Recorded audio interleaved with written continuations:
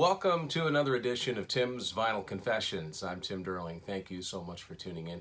This isn't going to be a very long episode because I haven't got a lot of vinyl to talk about, but in a way, it's complete. It's my Dokken vinyl collection. I did a Dokken CD episode a while ago. Dokken, one of those bands from the 80s that sold millions of albums, and yet I think a lot of it has to do with the fact they never had a really big hit. They never had a song that cracked the top 40. If you didn't grow up in that time, a lot of people don't know much about them. And there's an awful lot of animosity and reunions and breakups and all of that sort of thing in the Dokken camp. So it's a confusing story, the Dokken story, but they made some great music. And there isn't a lot of extra vinyl that I don't have, I don't think. So I'm going to go over what I do have. It is all of their Elektra Records catalog that came out on vinyl on Tim's Vinyl Confessions. First one, album that originally came out, I think, in 1981 in Germany, and it was released under a different album cover altogether. It was released with a slightly different track listing, not only some different songs, but songs that ended up being re-recorded under different names and rewritten with different lyrics, but yet the same song. And when it initially came out, it was under Don Dokken. It wasn't a band, but it was as a solo act. But this is the most common version, the version that Elektra put out in 1983, Breaking the Chains, the debut Dokken album. I've always loved it. It's always been one of my favorite band logos, too. It's just so cool. This is a Canadian pressing. If you can't tell already, I always point this out. A little maple leaf on here. Everything that came out on WEA distribution in Canada had that on there. This is the only Dokken album to feature Juan Crochet on bass instead of Jeff Pilson. Of course, Juan went on to Rat. And this album, of course, the title song, best known song from here, was a bit of a video hit, even though it's got a... Dokken made terrible videos, and they'll say as much. So there's the sleeve itself. I don't know if a lyric sleeve or anything came with it initially. I'm guessing it did, because the cassette had credits. This is what the record looked like. It's the typical red and black Elektra label. So that's Breaking the Chains. Probably the hardest to track down of the Elektra albums. Next album that came out, generally considered to be one of their best. It is certainly one of my favorites.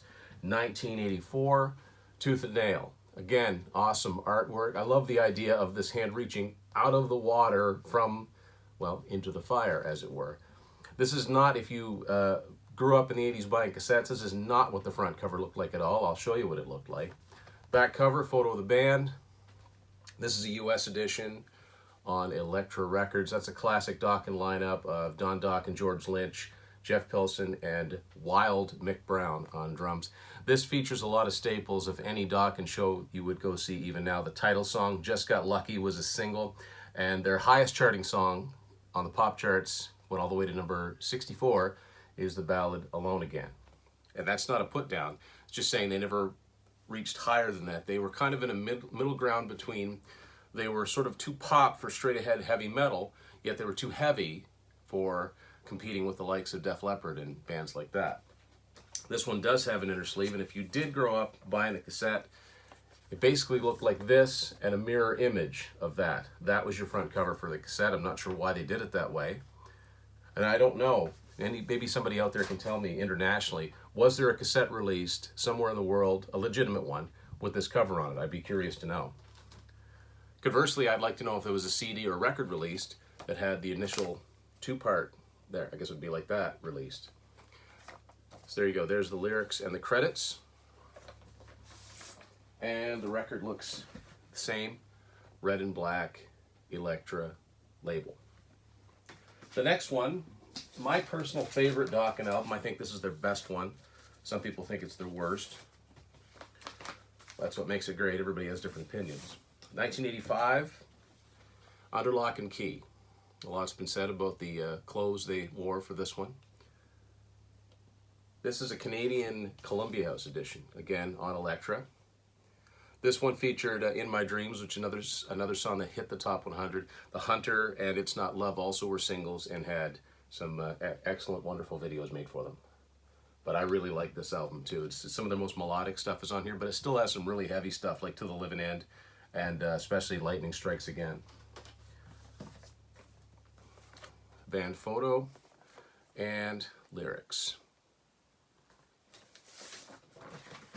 And no customization, at least as of yet. Same Elektra label. The highest charting Dokken album, and probably the one I've seen the most used, came out in 1987. And it's definitely my favorite artwork. I think looks so cool. Back for the Attack. This came out in 1987. Just love this crest that they made here.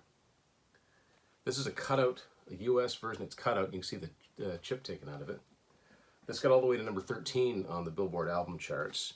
It was preceded earlier in the same year in 87 by the song Dream Warriors, which might be the song they're best known for simply because it appeared in Nightmare on Elm Street 3. And the video got a lot of play because it had scenes from the movie. Freddy was in it. And also, I believe that and maybe even if you get the DVD or Blu-ray, but definitely the VHS featured the video to that song. It's not my favorite Dokken song, but it definitely, a soundtrack song can get you a little bit of lasting traction beyond just music. Other songs on here, another one of their third top 100 single, Burning Like a Flame. Love that one. Kiss of Death's a great song on here, Standing in the Shadows. George Lynch's instrumental, Mr. Scary, which also became his nickname. It's a great album. It's a long album. It's over an hour long. And the back cover is equally cool. Let's take a look inside here. There's actually no lyrics inside this one. This is something you didn't see if you only had the cassette. This picture here, continuation, and all of the credits and band photos. The band was very volatile, especially Don Dokken and George Lynch, so they didn't last much longer in this initial configuration, at least for now. This is what the record itself looked like. Again, the same Elektra label. They were, an opening band for much of the 80s in North America. And as a matter of fact, on the Back for the Attack tour, they had the fortune of opening for Aerosmith on part of the Permanent Vacation tour. But in Japan and in lots of places in Europe, they were headliners, and especially in Japan. Japan was always a sympathetic market towards hard rock and heavy metal, which only makes sense that their first live album was recorded there. 1988, this came out, just basically the band was already broken up. Beast from the East. If you can see, it says that there. This is not an easy one to find either. This is in excellent shape. I was really happy to find this. This is a Canadian edition, again, on Elektra. Double live albums were not that common by the end of the 80s, nor were gatefolds. So this is actually a gatefold, Japanese flag there, and there's also some credits that go up like this. And we'll take the records out and look at them here. They both look the same. No change there. They never got to that point where the label did some customization, which is where it is especially geared towards the album and the band itself. Not even to the point of using the band's logo as part of it. Other than that, in 1990, Don Dokken released what was a solo album I've always considered to be a Dokken album, Up From the Ashes. I know that came out on vinyl in Europe. It was on Geffen. It might have come out in the States as well. After that, I really don't know. They were on smaller labels for much of it, the career since. They were on Frontiers Records and CMC.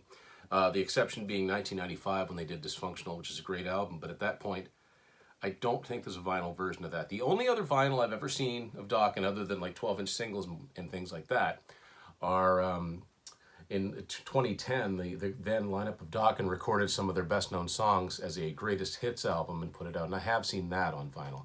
But that is that's their Elektra catalog on vinyl.